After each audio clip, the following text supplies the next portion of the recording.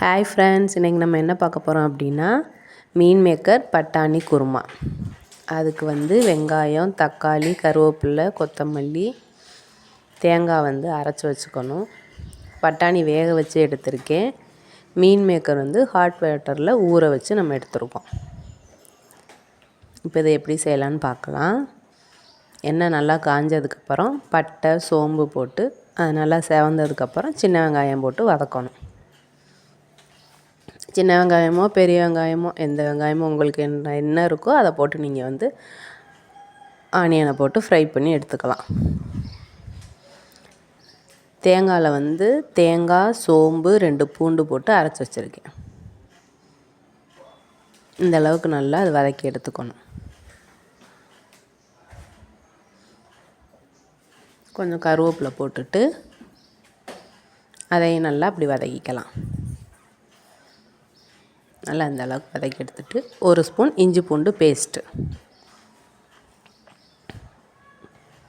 அது ஃப்ளேவர் கொஞ்சம் நல்லா இருக்கிறதுக்காக அது கொஞ்சம் நம்ம போடுறோம். இது மீன் மேக்கர்னு நம்ம சொன்னால் தான் தெரியும், இல்லைன்னா இது சைவ மட்டன் குருமா அப்படின்னு தான் வைக்கணும் இதுக்கு பேர். அந்த அளவுக்கு டேஸ்ட்டு சூப்பராக இருக்கும். தக்காளி இதில் போட்டு அதையும் கொஞ்சம் நல்லா வதக்கி எடுத்துடணும்.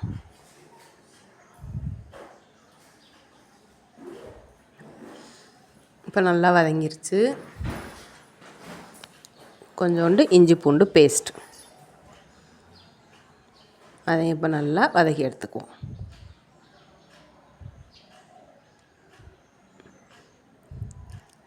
இதை கண்டிப்பாக நீங்கள் ஒரு நாள் ட்ரை பண்ணி பாருங்கள்.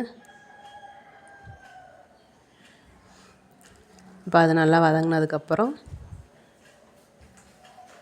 1/2 ஸ்பூன் மஞ்சத்தூள். இது காரம்லாம் உங்களுக்கு தகுந்த மாதிரி, இது கிரேவியாக வச்சுக்கிற மாதிரியும் வச்சுக்கலாம், இல்லை கொஞ்சம் தண்ணியாக குழம்பு மாதிரி வச்சுக்கிறனாலும் வச்சுக்கலாம்.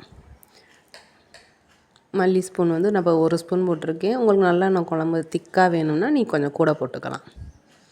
மிளகாப்பொடி 1 ஸ்பூன், இது காரத்துக்கு தகுந்த மாதிரி. உங்களுக்கு காரம் நல்லா அதிகமாக வேணால் 2 ஸ்பூன் கூட போட்டுக்கலாம். நான் பிரியாணி மசாலா அரைச்சிருக்க அந்த வீடியோ நான் அதில் போட்டிருக்கேன். அதை வேணால் போய் பாருங்கள். அந்த பிரியாணி மசாலா பவுட்ரு இதில் 1 ஸ்பூன் போட்டிருக்கேன். இதையே நல்லா இப்படி ஃப்ரை பண்ணி நம்ம எடுத்துக்கலாம்.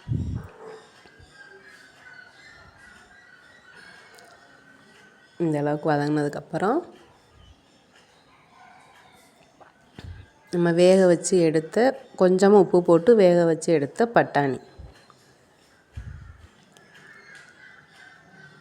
மீன் மேக்கர், இதே நல்லா ஊற வச்சு எடுத்தது, நல்லா தண்ணியை நல்லா புழிஞ்சிட்டு இது எல்லாத்தையும் போட்டு நல்லா அப்படியே இந்த மசாலா ஃபுல்லாக இதில் ஸ்ப்ரெட் ஆகிற அளவுக்கு நல்லா ஒரு கிண்டி எடுத்துக்கலாம். உப்பு பார்த்து போட்டுக்கோங்க. ஏன்னா நம்ம பட்டாணியில் உப்பு போட்டு தான் வேக வச்சுருக்கோம். அந்த தண்ணி தான் இப்போ இதில் கொஞ்சம் ஊற்றுவோம். அதனால் உப்பு உங்களுக்கு பார்த்து நீங்கள் போட்டுக்கணும். இந்த அளவுக்கு நல்லா பிரட்டி விட்டுட்டு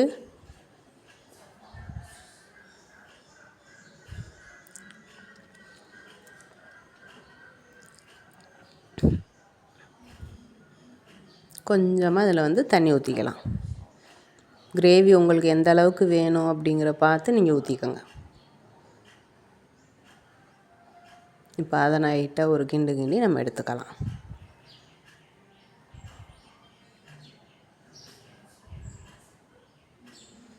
இப்போ கொஞ்சமாக நம்ம உப்பு போட்டுக்கலாம்.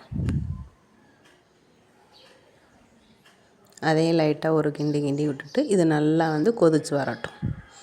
நல்லா கொதித்ததுக்கப்புறம் தான் நம்ம தேங்காய் அரைச்சி வச்சதை நம்ம அதில் ஊற்றணும். இப்போ இது நல்லா கொதிச்சிருச்சு. நல்லா மீன் மேக்கர்லாம் சூப்பராக வெந்துருச்சு.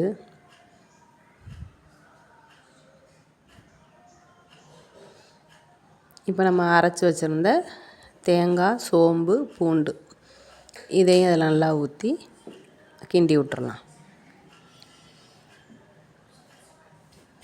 இது லைட்டாக ஒரு 2 கொதி கொதித்ததுக்கப்புறம் நம்ம ஆஃப் பண்ணி இறக்கிற வேண்டியதான்.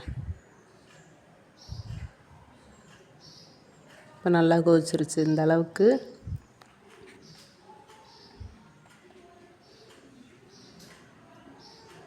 டேஸ்ட்டு வேறு லெவலில் இருக்கும். சப்பாத்தியோட, பூரியோட, இட்லி, தோசை எதோடனாலும் சாப்பிட்லாம். இது கொஞ்சம் கிரேவி மாதிரி இருந்தால் சாதத்தோட பிரட்டியும் சாப்பிட்லாம், இல்லை இப்படியும் குழம்பு மாதிரி வச்சுமே நம்ம சாப்பிட்டுக்கலாம். நம்மளுடைய சூப்பரான மீன் மேக்கர் பட்டாணி குருமா, சைவ குருமா ரெடி ஆயிடுச்சு. நீங்களும் ட்ரை பண்ணி பாருங்கள். அக்கா சேனலுக்கு சப்போர்ட் பண்ணுங்கள்.